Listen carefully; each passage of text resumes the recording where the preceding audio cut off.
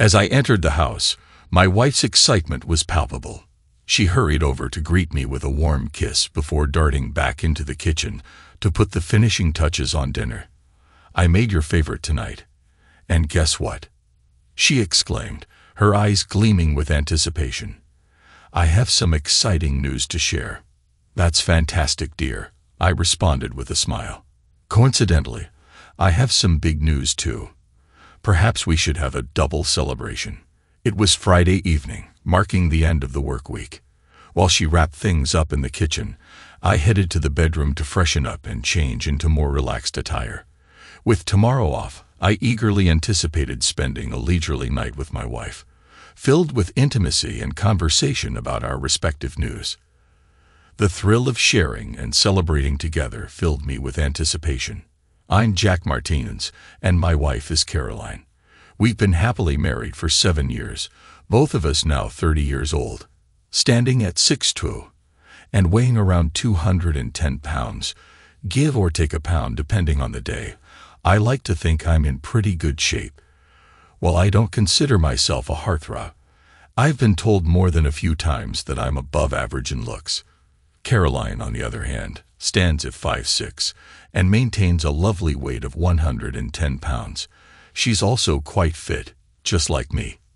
We're both regulars at the gym. Caroline has long blonde hair, captivating brown eyes, and a stunning figure that never fails to turn heads. Lately, I had a strong inkling about what her news might be. We'd recently embarked on the journey of starting a family.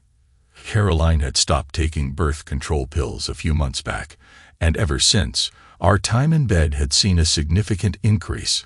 Now, don't get me wrong, we weren't exactly celibate before this change. In our first year of marriage, we were at it almost every night, gradually slowing down to an average of 3 times a week thereafter. However, since Caroline went off the pill, we'd ramped up our intimacy even more. The only times we put it on hold were when I had to be out of town for work. I didn't have to travel much for work. Typically, I was at my office by 7 o'clock a.m. and left around 5 o'clock p.m. As a mechanical engineer, my schedule remained fairly consistent, with only occasional deviations for conferences or seminars happening about once every quarter. Recently promoted to engineering manager, I now oversaw a team consisting of 5 junior engineers, 3 engineering technicians, and a couple of secretaries, along with my own personal secretary. Caroline, my wife, worked as a paralegal for a small law firm in town. Among 5 lawyers, she was one of 3 paralegals, and her schedule mirrored mine in regularity. The only changes occurred when she had to stay late due to occasional issues with significant cases. After showering and changing, I entered the kitchen just as Caroline was setting dinner on the table. It was evident she had gone the extra mile for this evening. I suspected she had taken the afternoon off to prepare. On the menu was chicken scallopini, accompanied by a delightful Caesar salad and garlic bread. To top it off, she had prepared tiramisu for dessert, and even uncorked a couple of bottles of excellent Merlot to complement the meal and savor afterward. Caroline's anticipation was palpable, evident not only in the exquisite meal, but also in her attire. She was adorned in one of her most attractive dresses, suggesting she anticipated a night filled with passion and excitement. Her news promised to be something truly remarkable, and I couldn't wait for our conversation later that evening. After we finished dinner and dessert, I pitched in to help Caroline clear the table and tidy up the kitchen. We topped off our wine glasses and made our way to the living room, eager to share our respective news. Seated on the couch, we engaged in the customary back and forth about who would go first. Caroline's bubbling excitement made it easy for her to volunteer. She could hardly contain herself, her happiness practically radiating from her. I half expected her news to burst out spontaneously. "We did it, sweetheart. I'm pregnant. We're going to have a baby," she exclaimed, her joy palpable. "That's incredible," I exclaimed, overwhelmed with happiness. Caroline flung herself into my arms, showering me with passionate kisses. As we embraced, sharing in the overwhelming joy, I couldn't wait to share my own news with her.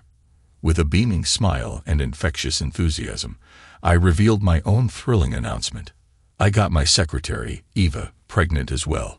I revealed to my wife, my excitement evident in my tone. Since she's single and doesn't want to raise a child alone, we've decided that she'll give her baby to us to raise. It'll be like they're twins. Since you and Eva will be delivering at about the same time, they'll actually be twins in every way except for blood. And since I'm the father, custody won't be an issue, especially since she's willing to sign off on me taking custody. All she wants is to be involved as more of a favored aunt to the child. We'll probably need to explain it to him or her when they're old enough to understand and accept it, but that shouldn't be a problem. I eagerly awaited my wife's response, but instead of the happiness I anticipated, I was met with a severe lack of joy.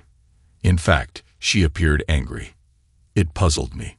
Here I was, sharing news of our family expanding, and yet her reaction was one of extreme hostility. I was genuinely taken aback.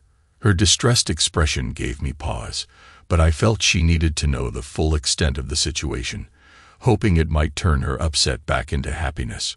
Her initial ultrasound also indicated that she was having twins. I continued attempting to maintain my excitement, despite my wife's unsettling reaction. Although it's still too early to determine the sex, there's a good likelihood that at least one of them is a girl. Maybe it'll be one of each. Just imagine, you can have the little girl you've always wanted, and I can have the little boy as well. Whichever one you're having will be a bonus. We'll instantly have the big family you've always wanted.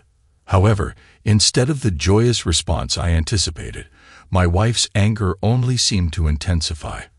I couldn't comprehend what was happening. And then, like a sudden explosion, her pent-up fury erupted. "You sneaky cheater. You cheated on me with that prostitute from your office," she accused, her voice trembling with rage. "What the hell were you thinking when you did that? Do you really think I'm gonna raise that bitch's kids? Are you out of your mind?" The situation rapidly spiraled downhill from there. For the next half hour, she unleashed a torrent of insults, hurling every imaginable insult in the English language at me. It seemed like she even invented a few new ones on the spot. This was far from the scenario I had envisioned. It became increasingly clear that my hopes for a night of passionate lovemaking were rapidly dwindling. Nonetheless, I remained undeterred. "Sweetie, how about we retreat to the bedroom and celebrate our shared good news?" I suggested, attempting to salvage the evening. "I'm confident that after a night of passionate lovemaking, we'll gain a clearer understanding of what our lives will be like with 3 new additions to our loving family." To my surprise, not only did she vehemently reject my proposal, but she had the audacity to attempt to banish me from sleeping in my own bed. If she didn't want to share a bed with me, she could find another place to sleep. Eventually, consumed by rage, she stormed out to the spare bedroom, clutching her pillows. I was genuinely bewildered by her behavior. Nevertheless, feeling justified in my actions, I rolled over and slept peacefully for the remainder of the night. The following morning, my attempts to coax my wife into her bed were met with continued resistance. She remained irrationally angry with me, and her refusal to communicate only added to my confusion. Realizing that her emotions were beyond my influence, I opted to seize the opportunity presented by the pleasant weather and headed out for a round of golf. I met some cool people there. One guy, his wife, and her sister. With the wife's sister, we bonded really well, and in less than 3 hours, we got to know each other from a new side, if you know what I mean. Upon arriving home, I was taken aback to find my garage door opener malfunctioning. Puzzled by the unexpected glitch, I investigated further, checking the batteries to no avail. Deciding to approach the front door instead, I was met with an even more perplexing sight. Several suitcases stacked neatly on the porch. Despite my confusion, I shrugged off the oddity and attempted to unlock the front door only to discover it securely fastened. While this wasn't entirely surprising, given that I typically left through the garage in the mornings, what struck me as strange was the fact that my key failed to fit the locks. Upon closer inspection, I realized they appeared to be brand new, a detail that Caroline had never mentioned. Determined to gain access to the house, I set aside my bewilderment and focused on finding a solution.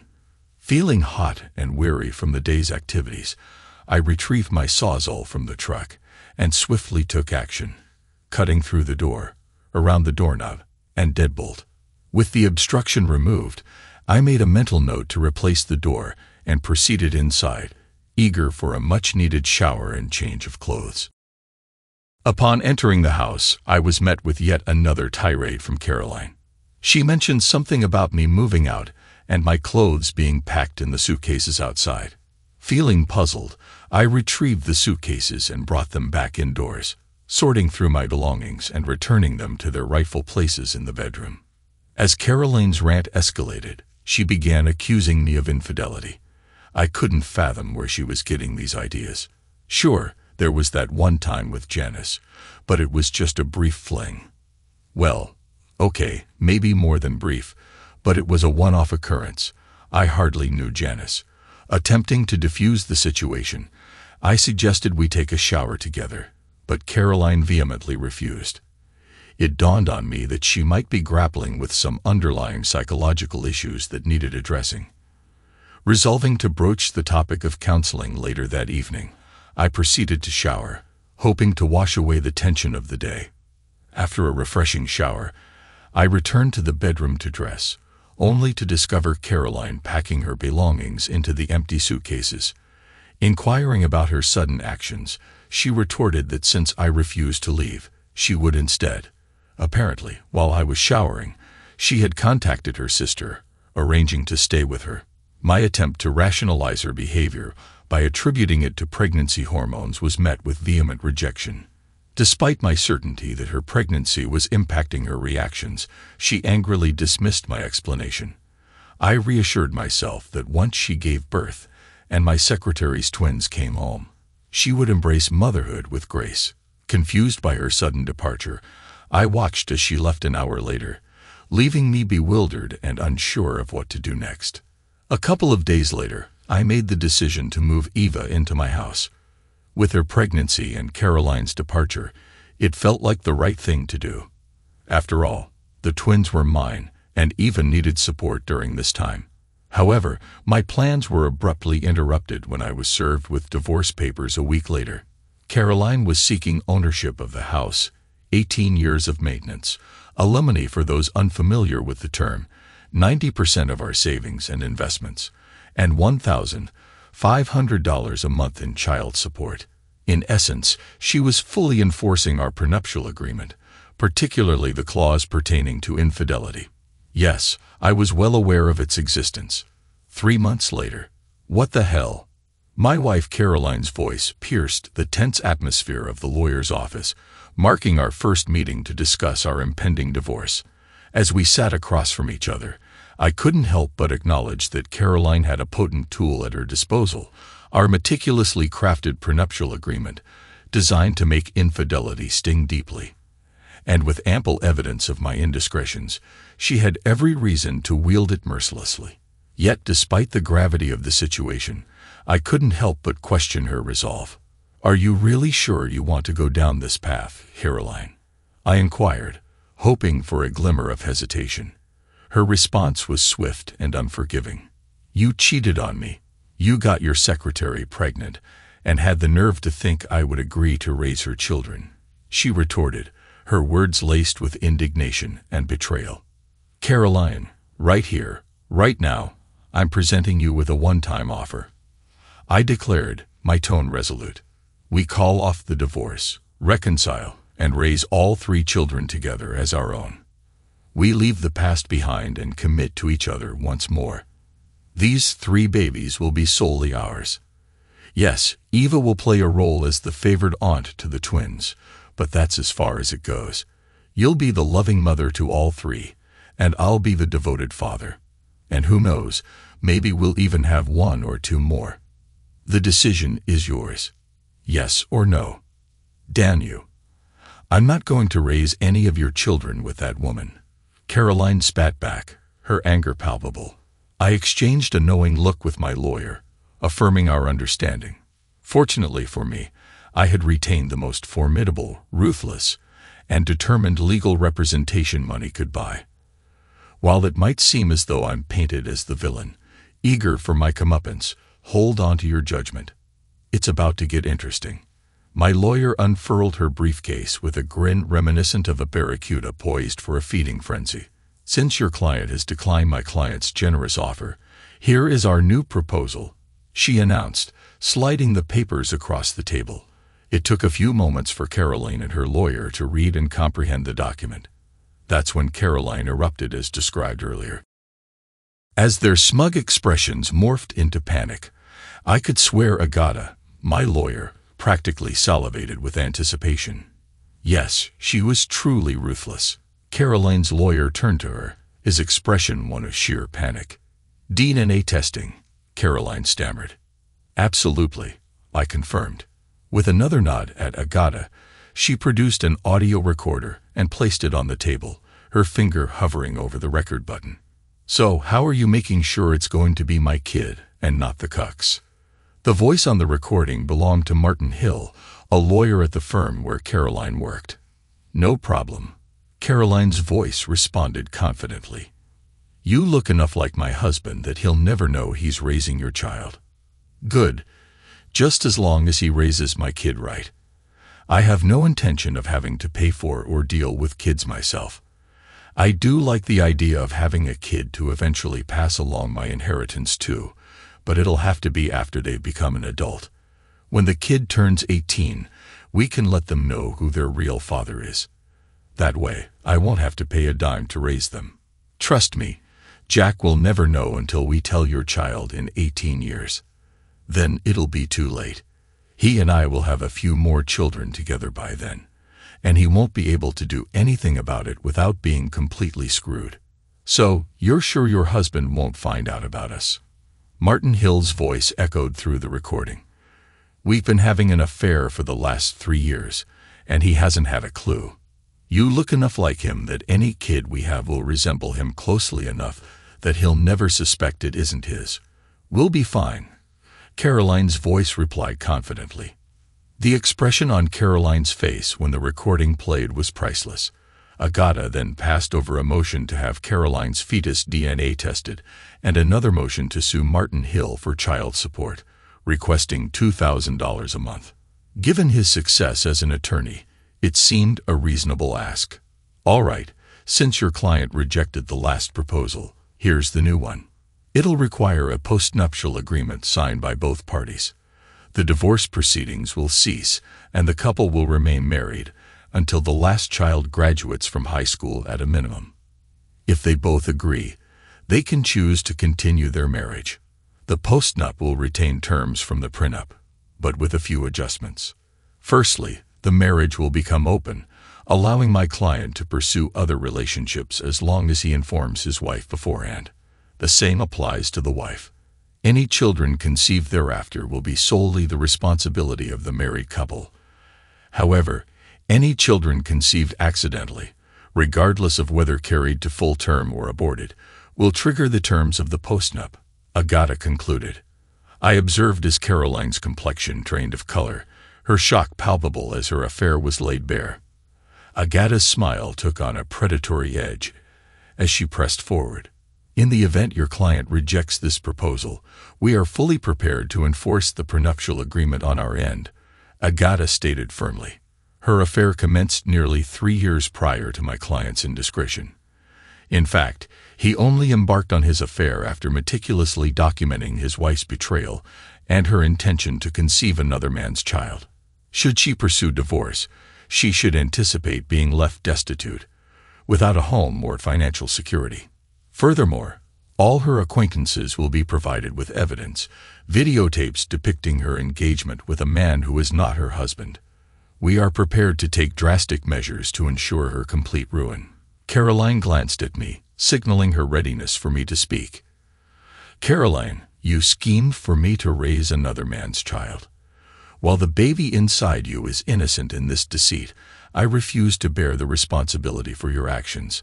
However, I am willing to accept the child into our home as a stepchild, provided your lover assumes financial responsibility. He will cover monthly child support, health insurance, medical expenses, and education. Though I doubt he'll seek visitation, it will be available if desired. He will also fund the child's college education. That is the cost of his actions. He may have claimed to shun parenthood, but he will now bear its weight. As for you, your consequence for betrayal is to raise my children as your own. They'll be yours in every way except biologically. Only those in this room and Eva will know the truth. You found it amusing to have me raise another man's child. Now you'll find irony in raising another woman's children. You'll also welcome Eva into our home when she desires to visit the children. That is your penance. You dare to seek divorce over my infidelity while carrying on a lengthy affair yourself. How hypocritical. My affair only ensued after uncovering your betrayal. I heard your plans to have another man's child while ensuring it wasn't mine. Eva was willing to bear my children, provided she wasn't left to raise them alone. 18.5 years later. You mean Aunt Eva is really Diana's voice faltered. But what about Uncle Matt? Laura interjected. Yes, Eva had twins. Diana was born a minute before Laura. Donnie, Caroline's son, came into the picture 3 days earlier. There were more than a few surprised faces when we introduced the triplets to our friends and family. Eventually, everyone came to accept it, though there were some curious remarks about where Diana and Laura's red hair originated. Those pesky recessive genes. No, your Uncle Matt came later. Your Aunt Eva became pregnant while she was single, and she believed that it would be best for you two to be raised by a married couple. Since we were close friends, I agreed to adopt you both, as she wasn't in a position to raise you alone at that time. By the time she met and married your Uncle Matt, it would have been too difficult to change things. Now that time. By the time she met and married your Uncle Matt, it would have been too difficult to change things. Now that you both know the truth, understand that your mom and I love you just as much as if you were our biological children. Nothing has changed in that regard. Also remember that your aunt and uncle have their own family. You'll always hold a special place in their hearts, but that doesn't alter the fact that we're all family here, I concluded. They were intelligent kids. Would they comprehend? Did we truly need to disclose? Perhaps, perhaps not. There were valid points on both sides.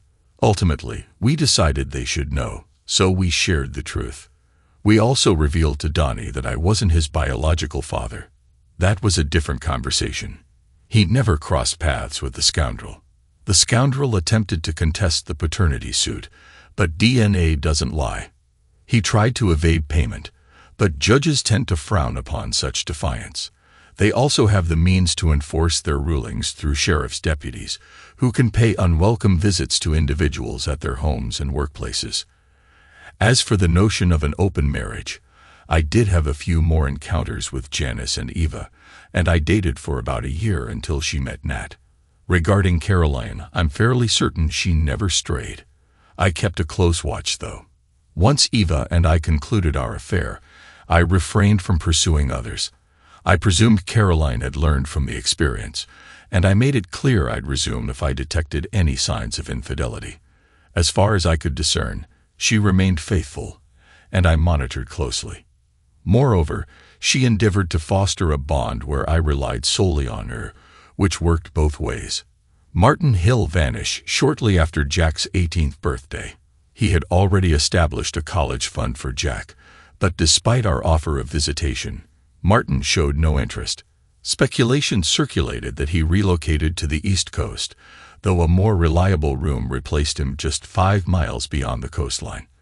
Of course, this particular tidbit remained confined to a select few. Patience was my virtue when it came to settling scores.